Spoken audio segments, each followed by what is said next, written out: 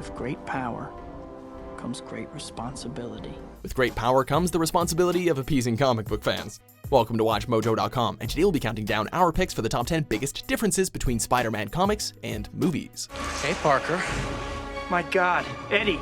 Ooh, my spider sense is tingling. Are you a fan of this video? Be sure to subscribe to catch our latest show, The Bolt to E3. 4 gamers take an epic road trip from San Fran to LA, gaming all the way. Watch the whole series now on WatchMojo. For this list, we'll be looking at the small, drastic, and downright strange changes producers made when adapting our favorite web-slinger to the big screen. Please go to sleep, Aunt May. Please tell me. Aunt May, please, please, please go to sleep. Number 10, the Symbiote. What is this? Like most things in comics, the symbiotes have an intricate and complex backstory. Originally from the Andromeda Galaxy, these amorphous alien creatures call themselves the Clintar. The most famous of the bunch is, of course, the Venom symbiote. Banished by its kind to Battle World, the Venom symbiote eventually encounters Peter Parker during 1984's Secret Wars crossover and bonds with him, creating the coolest Spider-Man suit ever, which was also apparently way easier to draw. No lines. In the Sam Raimi film Spider-Man 3, the symbiote just kinda crash lands on Earth a few yards from Peter Parker without a real cool backstory or any explanation at all, really. Raimi decided to steer clear of the convoluted comic book origins and went with something slightly similar to the Spider-Man the Animated Series symbiote origin story. For a second, I thought I was going out of my mind. Number 9, Aunt May's age. It's so hard for me to believe that she's someone's aunt. Yeah, well, they come in all shapes and sizes, you know. First appearing in 1962, May Parker is the aunt and surrogate mother of Peter, and is one of his sources of encouragement, comfort, and strength, not to mention a really decent bargaining chip for villains to use. Anyway, in the comics, she's depicted as an elderly grandmother type with gray hair. Somewhat similarly to this, she was portrayed by Rosemary Harris in the Sam Raimi films, and then, less similarly, by Sally Fields in The Amazing Spider-Man. Marissa Tomei portrays a significantly younger Aunt May in Captain America Civil War, though. Not that we're complaining, though, as the chemistry between Aunt May and Tony Stark would read a lot differently if they'd gone with an older actress. Not to mention Downey Jr. and Tomei's previous work together, which adds to the dynamic, too. There's something I have to tell you. There's nothing you could tell me that would change the way I feel about you. Number 8, Captain Stacy. I think most people would say that he was providing a public service. Most people would be wrong. The comic book version of Captain Stacy is a big defender of Spider-Man from the start, providing Peter Parker with a much-needed ally in his fight for justice, kinda like Commissioner Gordon. However, in the Amazing Spider-Man movie, he is hell-bent on catching the wall crawler, who he'd use as an amateur vigilante. What about Spider-Man? Who's inside the high school? I want that Spider-Man off the street. It's not up until the end of the movie that he realizes that Spider-Man is a good guy. Parker. On top of that, the comic book Captain Stacy, with his dying breath, tells Spider-Man to take good care of Gwen, revealing that he's known about Peter's secret identity the whole time. Movie Captain Stacy, on the other hand, made Peter promise to stay away from Gwen.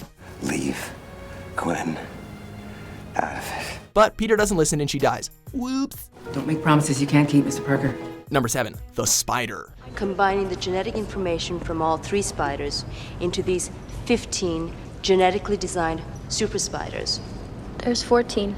You really gotta be careful around radioactivity. It can make you green, mutate your genetic material, or if you're really lucky, turn you into a spider-like superhero with no downsides whatsoever. The spider that bit Peter Parker in 1962's Amazing Fantasy number 15 was described as radioactive, a recurring theme in both Marvel Comics and the culture at large in the early 1960s. However, in the movie adaptations, the spider is genetically modified. It's a subtle difference, and one that speaks directly to the cultural differences between when Spidey first came to be and the 21st century. While the results, namely superhuman spider abilities and 20/20 vision, remained the same, the difference is a reminder that Spider-Man will always adapt to the culture around him. Number 6, the Iron Spider Armor. Nice job, kid. Thanks. Well, I could have stuck the landing a little better. It's just a new suit. Wait, it's nothing, Mr. Stark. It's perfect. Thank you. Yeah, we don't really need to start a conversation. Okay.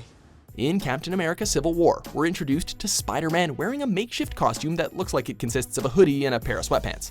Can you even see in these? Yes, I can't. Look, I can't. Luckily for Peter, Iron Man himself decides to deck him out with some new gear, which turns out to look a lot like what we're more used to. A similar thing happens in the Civil War comic, but the suit that Spider-Man gets is way more high-tech.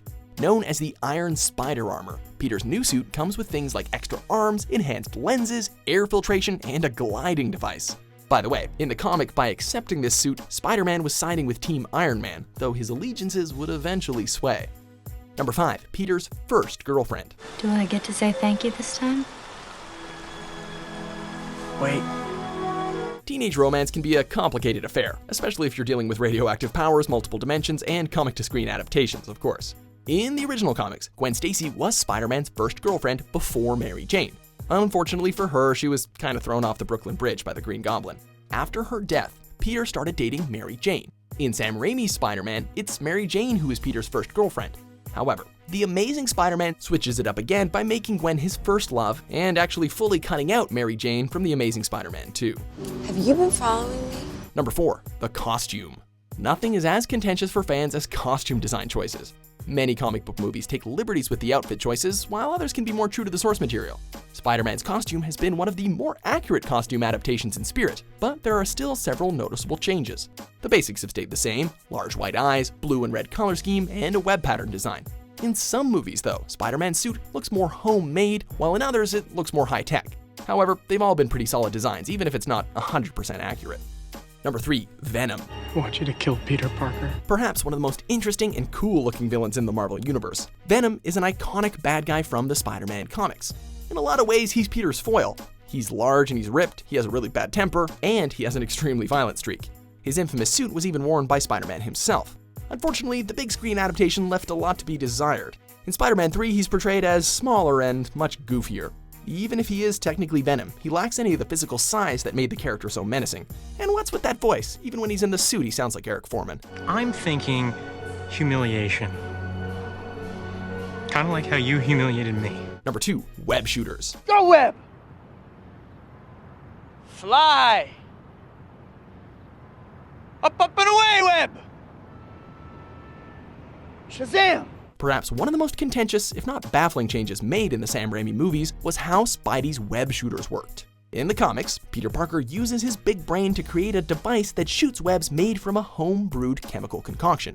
In the 2002 movie, Peter's webbing is changed to become a part of his mutation after he's bit by the spider. In the comics, the iconic hand gesture is functional, as it represents Spidey pressing a button on the shooters. In the movies, that was just how they came out. It seems like a small thing, but it was a big deal to longtime fans, and it kinda made suspending your disbelief a bit harder. In subsequent movies, it was changed back, no doubt because of the criticisms directed at the original trilogy for leaving them out.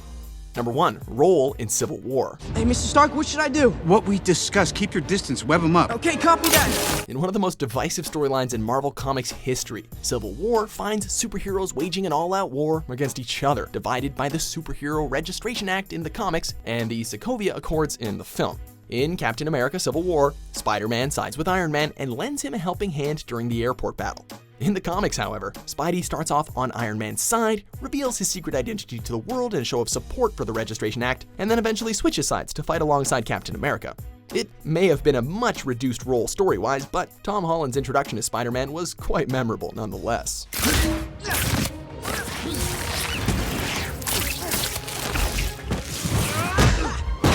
Do you agree with our picks? Don't forget to check out The Bolt to E3, a brand new series from WatchMojo, where 4 gamers take an epic road trip from San Fran to LA, gaming all the way.